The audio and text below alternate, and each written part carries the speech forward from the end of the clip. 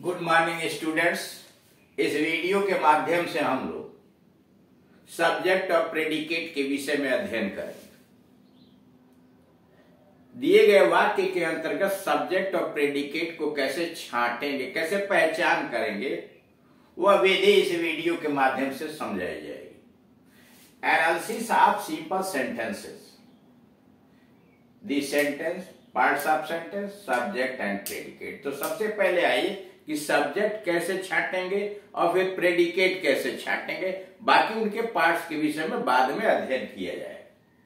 Method of picking out subject and predicate. Method, तरीका, picking out, छांटने का, subject and predicate यानी उद्देश्य तथा विधेय छांटने का क्या ढंग है, क्या तरीका है, यह जानकारी करनी। सबसे पहले तरीका यह है कि दिए गए वाक्य कौन और किसने यानी हु अथवा क्या, वाट लगा करके क्रिया के पहले लगा करके प्रश्न कीजिए। कोई भी वाक्य दिया हुआ है, उसमें सब्जेक्ट आपको तलाशना है, हिंदी का वाक्य है या अंग्रेजी का वाक्य है, और उसमें कर्ता तलाशना है। ट्रांसलेशन भी जब आप करते हैं तो सबसे पहले सब्जेक्ट ढूंढते हैं। तो इसके लिए दिए गए वाक्य में पहले क्रिया को तलाश कीजिए, किस वर्ब है कौन, उसके पहले कौन और किसने लगाकर प्रश्न कीजिए। उत्तर में जो शब्द या शब्द समूह प्राप्त होगा वही सब्जेक्ट होगा। दूसरा तरीका यह है कि दिए गए वाक्य में क्या, वाट लगाकर प्रश्न कीजिए। उत्तर में जो शब्द या शब्द समूह मिलेगा वह सब्जेक्ट होगा, वाक्य का कर्ता होगा या उद्देश्य होगा। अब यह कि हु और वाट, डिफरेंस क्या है?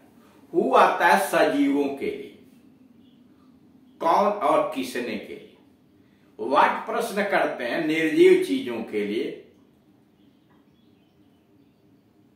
इसलिए कि अगर मान लीजिए हमको कहना घर बड़ा है, आप यह तो प्रश्न नहीं करेंगे कौन बड़ा है, हु इज बिग, यह नहीं कह सकते, कहना पड़ेगा क्या बड़ा है, व्हाट इज बिग।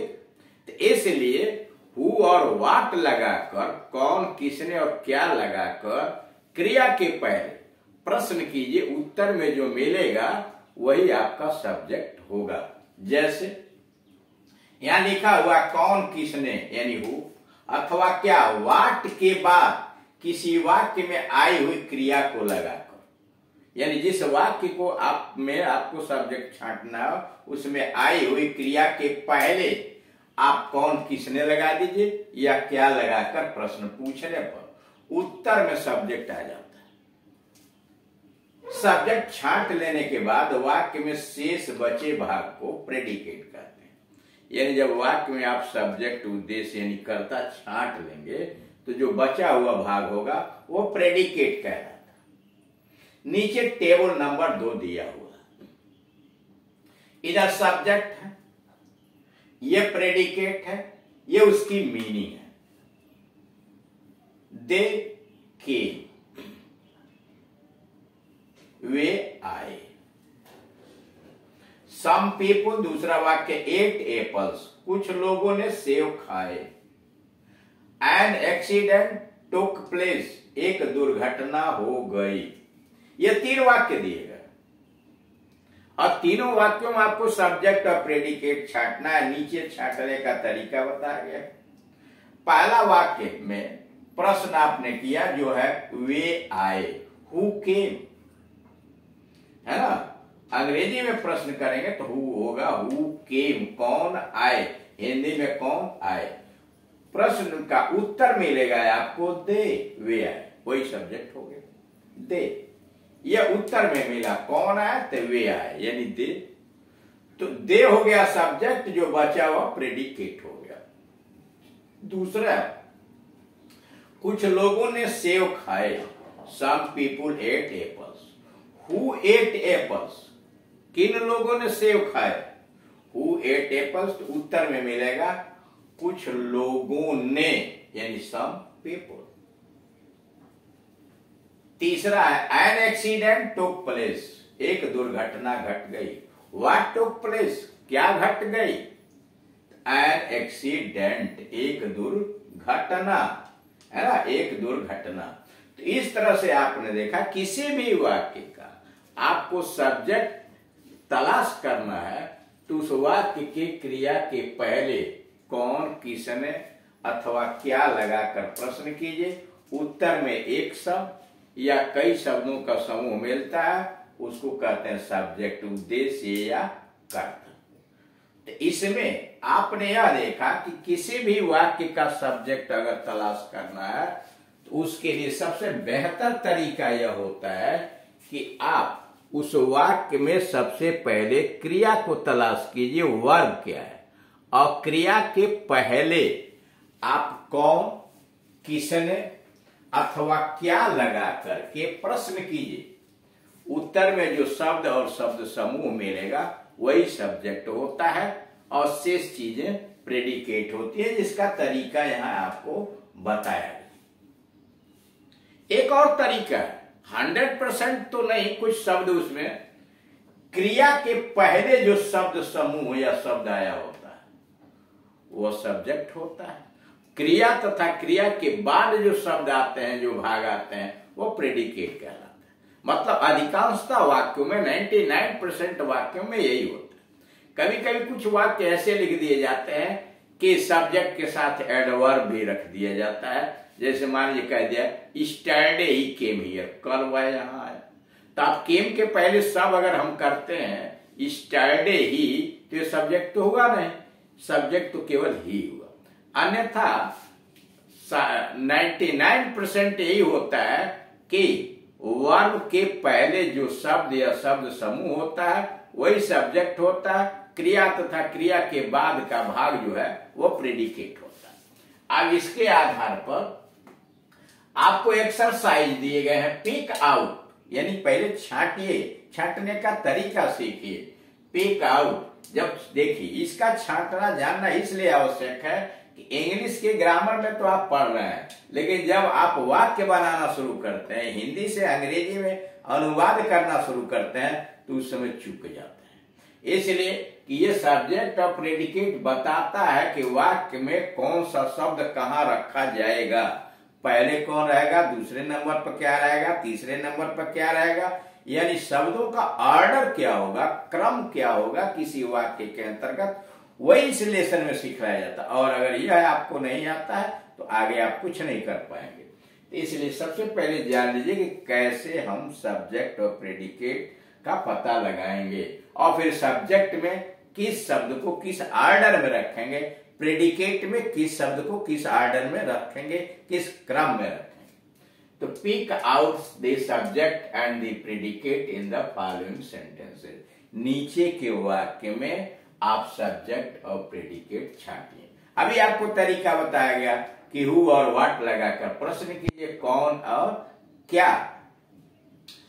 पहला, the sun rises in the east, सूरज पूरब में निकलता है।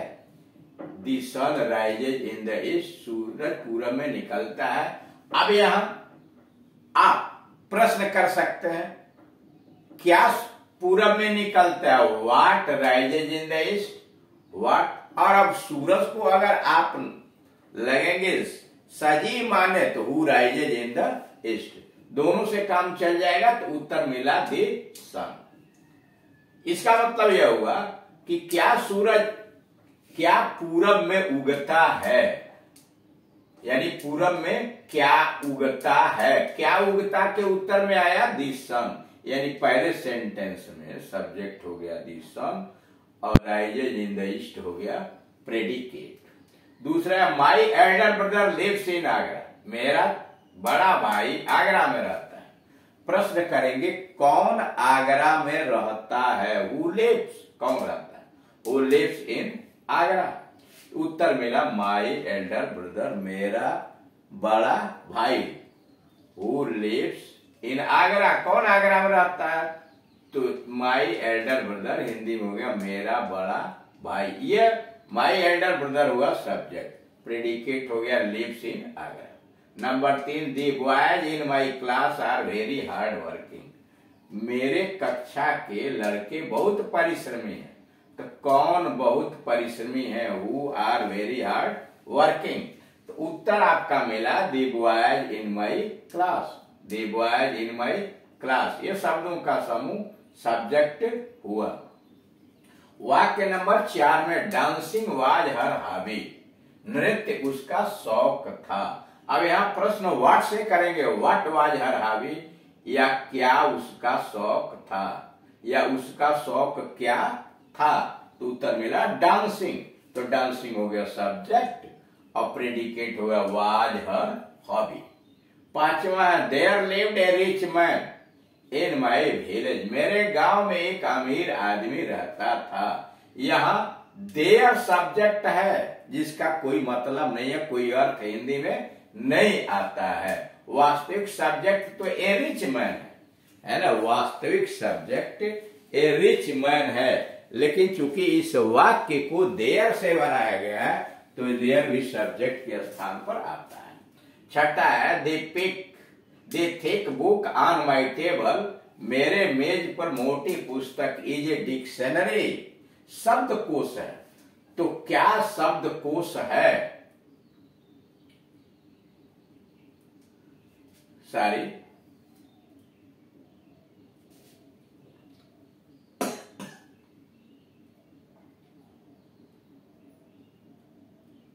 The thick book on my table is a dictionary, क्या शब्दकोश है? क्या प्रश्न करेंगे, व्हाट इज ए डिक्शनरी। तो उत्तर हुआ the thick book on my table. तो यह हो गया सब्जेक्ट और प्रेडिकेट हो गया is a dictionary. Number 7, to love our neighbours is to love God, पड़ोसियों से प्रेम करना ईश्वर से प्रेम करना है। क्या ईश्वर को प्रेम करना है? क्या ईश्वर से प्रेम करना है? तो उसके उत्तर में आया गया what is to love God, what is to love God. तो उत्तर मिला टू लव आवर नेबर्स, यह हो गया सब्जेक्ट और is to love God predicate हुआ। इट वाज डार्क, अंधेरा था, इसमें इट सब्जेक्ट है। तो इस तरह से मुख्य रूप से आपने यह जाना कि सब्जेक्ट और प्रेडिकेट तलाशना हो तो आप दिए गए वाक्य के अंतर्गत जो क्रिया को तलाश कीजिए। मुख्य क्रिया के पहले कौन, किसने, क्या, हु और व्हाट लगाकर प्रश्न कीजिए। उत्तर में जो शब्द या शब्द समूह मिलेगा वह सब्जेक्ट होगा और बाकी जो शेष भाग बचेगा वही प्रेडिकेट हो जाएगा। और यह विधा इसलिए जान लेनी चाहिए कि जब हिंदी से अंग्रेजी ट्रांसलेशन में आप जाएंगे इसकी अति आवश्यकता पड़ेगी। Thank you.